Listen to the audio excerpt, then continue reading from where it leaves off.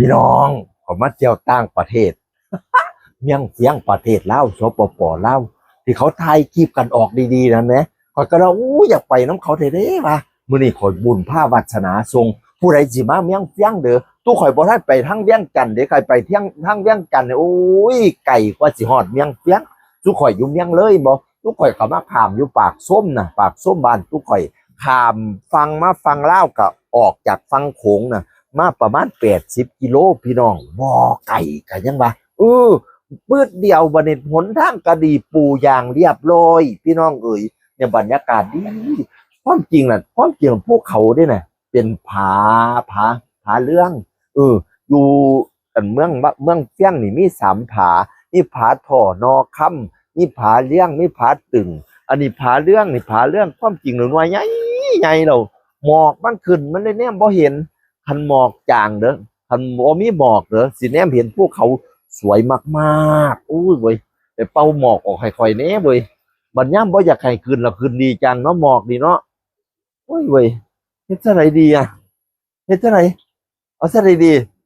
เนี่ยข้อยอยากให้ซุเจ้าเห็นหมอกเดี๋ยวข้อยจุงได้เห็นภูเขาเห็นหน้าผาแต่มันหมอกบังแหมเอ๊ะพัดลมมีบ่พัดลมเอาพัดลมไปเป่าหมอกออกให้แน่น่ะ มันบังภูเขามันบ่เห็นพี่น้องเอ้าแล้วเป็นอย่างนั้นก็หลอนนางรถเป็นลมบ่ครับผมโอ้เป็นลมโอ้ยเป็นลมดูแลผู้ป่วยคนนู้นผู้ป่วยมาห้ามแต่คุณหมอเอ้ยผู้ป่วยเป็นลมสบายดี เราสอกในความสวยความงามสบายดี แต่ว่าป่วยอยู่นี่ ตกลงสบายหรือป่วยโอ้ยบรรยากาศเนี่ยโอ๊ยกูจะขอสิเป็นภาษาใดพี่น้องบรรยากาศยังเพียงโอ๊ยคอยเสียใจซุ่มเจ้าพอเห็นหน้าผามันจะใหญ่มากๆเลยใหญ่เท่ากับซูซีกับผานกเขาเนาะ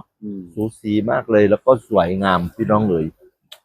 มาเด้อพี่น้องเด้อขันมาอยากผู้ใดไปทางเวียงจันทน์ว่ามาอยากให้มาทางเวียงเลยบ้านทุกข่อยได้เที่ยวเสียงคานพร้อมได้เที่ยวสกายวอล์กได้เที่ยวหลายอย่าง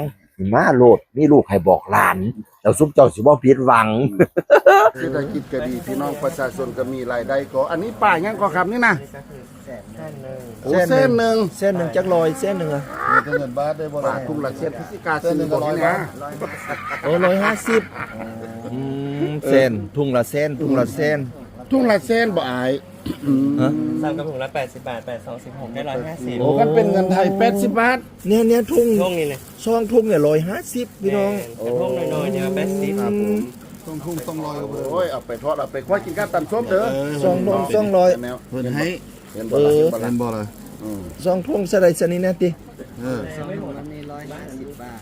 ถ้าช่องทุ่งสะได200นะนี่เด้ออันเบิดนี้เฮาได้1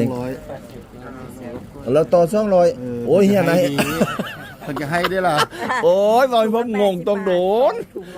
160ให้200เขาค่าย150เหี่ยต่อเขา200โสโอ้ยผมละงงเจ็บตาย เอาไปบ่ครับเอาไปบ่ ไม่ได้สิเอาบอกครับผมโอ้ยอยากคนขึ้นรถให้ผมนะคันคือ สวายยังเป็นปัญหาของคนขับบ่แม่นปัญหาค่อยเที่ยวแล้วบ่ายคนขับตกใจ